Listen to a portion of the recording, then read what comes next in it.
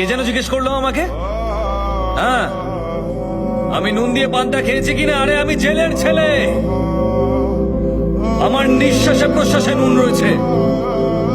Sorry, এই সবাই কেউ তো চেন্নাই থেকে আসেননি, বাইরে থেকে কারা কারা এসছেন একটু হাত তুলুন। আপনাদের মধ্যে কে কে বাড়ি ফিরতে চান? কি সমস্যা আপনাদের? স্যার, আমি এখানে একটা ভালো চাকরি করব বলে এসেছিলাম, ঠিক যে কারণে আপনি বিদেশে গেছিলেন। কাজ তো কেউ দিলই না, উপরন্তু মজুরিও ঠিকঠাক করে পাই না স্যার। কি সমস্যার সমাধান করবেন? আরে একটা না, হাজারটা সমস্যা রয়েছে। আমি চিনগলার থেকে আসছি, সমস্যা মজুরি। এখানে মিথেন গ্যাসেরও সমস্যা আছে। এখানে চোরাবালির কারবার চলে বহুদিন ধরে। কাবেরী নদী তো দূষিত হয়েছে, কৃষ্ণা নদীও দূষিত হচ্ছে, আর তাতে আমাদের স্বাস্থ্যের ক্ষতি হচ্ছে। বলা সত্ত্বেও কিচ্ছু হয়নি। 32টা জেলার 32 রকমের সমস্যা। যদি আমরা এখনো চুপ থাকি তাহলে ওরা আমাদেরকে পায়ের তলায় পিষে মারবে। তাদের এর জন্য কৈফিয়ত দিতে হবে। হ্যাঁ, কি বললেন আপনি? আরেকবার বলুন তো। তাদের এই জন্য কৈফিয়ত দিতে হবে। আপনি কি কোনো প্রশ্ন করেছেন? প্রশ্ন না করলে উত্তর দেবে কেন?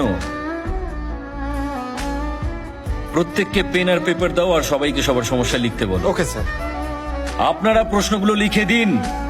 সিএম কে আমি প্রশ্ন করব। আপনাদের সমস্যার সমাধান করতে হলে আপনাদেরকে সমস্যাগুলো আমাকে লিখে জানাতে হবে। আজই, এখনই আমি যাব ওদের কাছে। স্যার স্যার স্যার, একটা কথা ছিল। আজকে মুখ্যমন্ত্রী একটা জনসভা আয়োজন করেছেন, আমার মনে হয় ওখানে গেলে ভালো হবে। আমি আপনাদের হয়ে সমস্ত সমস্যার জন্য ওদের কাছে যাব। স্যার, আমরা আপনার সঙ্গে আছি, স্যার, আমরাও যাবো আপনার সঙ্গে।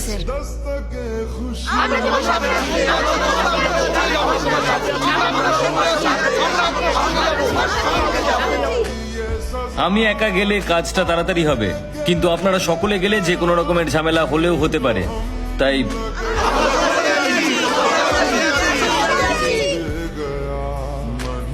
চলুন।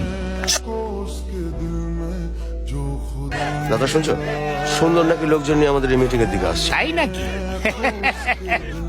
আসতে দে। আরো শুনলাম বাইক নিয়ে আসছে নাকি ওরা। দেখুন, উল্টো পাল্টা কথা অনেকে অনেক কিছুই বলতে পারে, কিন্তু কাজের সময় বোঝা যায় কে আসল লোক। কিরে, তুই কি আমাদের দলে যোগ দিতে চাইছিস?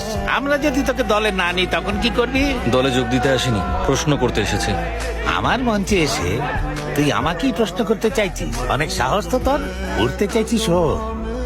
যখন ডানা ছেটে দেব তখন বুঝতে পারবি কত ধানে কত চাল। আমি যদি একটা ইশারা করি না, এরা তোকে টুকরো টুকরো করে কেটে ফেলবে।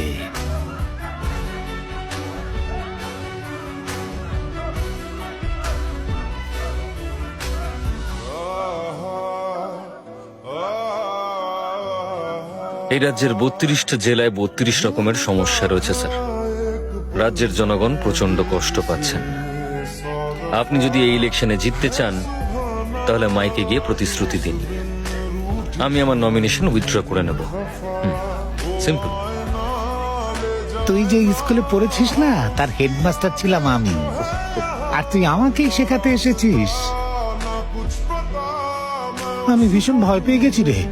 চল বাড়ি চলে যাই।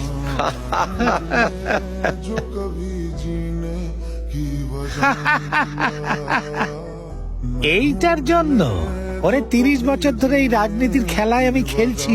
নির্বাচনের সময় কি করতে হয় সেটা আমি জানি। এই রকম প্রতিশ্রুতি আমি প্রতিবারই দিয়ে থাকি। দেশে যদি গরিব না থাকে তাহলে আমরা ভোটটা পাবো কার থেকে? ওরা পেটের দায়ে চুরি করবে, একে অপরকে খুন করবে, আর আমরা গলা চিৎকার করে প্রতিবাদ করব। তারপর ভোটের সময় ওদের কিছু টাকা দিয়ে দেব, ওরা সুরসুর করে এসে সব আমায় ভোট দেবে, আর আমাকেও রাজনীতি শেখাতে এসেছে। যা।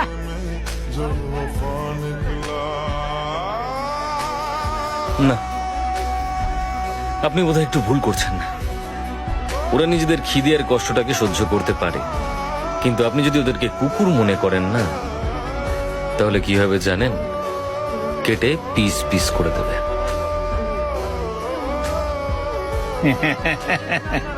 ওরে শোন, তামিলনাড়ুতে মাত্র 2টো দল আছে। একটা হলো আমার, আর একটা হলো যে মাইকে দাঁড়িয়ে কথা বলছিল তার। এখন তো সেও আমাদের দলের সঙ্গে যুক্ত হয়েছে, কাজেই এখন আমাদের ফুল মেজরিটি।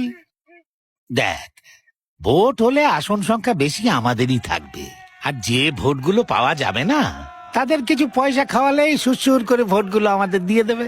যদি আপনারা আসন বেশি পান তাহলে তো সমস্যাগুলো সমাধান করা বেশি সহজ। আরে তুই কি পাগল হয়ে গেছিস? আরে এখানে টাকা চড়িয়ে ভোট কিনতে হয়, কেউ একে বোঝাও।